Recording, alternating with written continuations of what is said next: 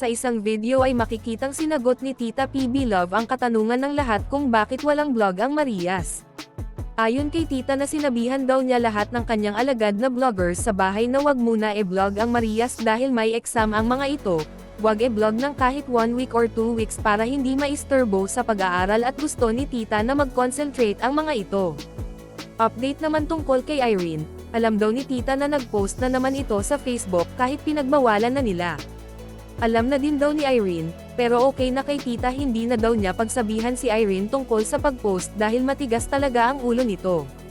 Masakit na daw ulo ni Tita dahil sa Marias. Ang katunayan ay kinuhanan na ni Tita ng passport si Irene kasi balak niya itong dalhin sa abroad para doon na ito mag-college. Dagdag ni Tita na mura lang ang college sa US, community college pwede na. Hopefully na matulungan si Irene sa kakilala ni Tita sa embassy na maipasa yung mga requirements niya, pwede nang ma-interview siya, hopefully may schedule at sana maipasa ni Irene ang interview. Inamin ni Tita na totoo talaga na plano nilang dalhin si Irene sa US para doon na ito mag-college. Update naman kay Buddy Day, ayon kay Tita na meron din daw exam si Buddy Day at sinabihan din daw niya ito na marami siyang opening kung gusto nito mag-part-time tuwing weekend, pag wala itong pasok, pwede kung gusto ni Buddy Day. Hindi daw pinipilit ni Tita kasi may allowance naman daw ang mga ito, taga-sagot lang ng telepono ang gagawin ni Buddy Day sa trabahong in-offer ni Tita sa kanya kung gusto ito ng part-time, kailangan din talaga nila matuto ng English at excited naman daw si Buddy Day. Update naman kay Erna, ayon kay Tita na doing excellent job si Erna. Mabait si Erna kaya wala siyang question, masipag, very smart kid, matulungin, may respeto sa lahat at nakikinig din daw talaga ito, sabi ni Tita. Update naman kay Marjorie, ayon kay Tita na bata pa yan si Marjorie at inaaral pa nito ang lahat na bagay-bagay.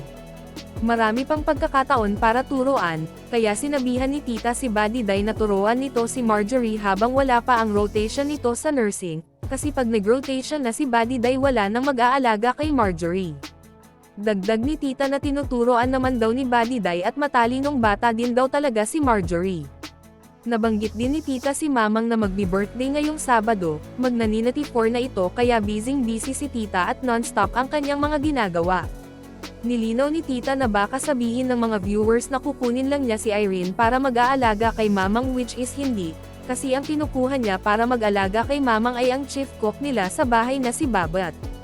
Sana makasabay sila ni Irene, kaya dalawa ang kanyang kukunin at sana makapasa ang dalawa sa immigration. Ipagdarasal din daw natin ayon kay Tita ang mga Marias na makapagtapos at saka makinig na sa kanya. At para sa more summary video ng Pugong Biyahero, huwag kalimotang mag-like and subscribe.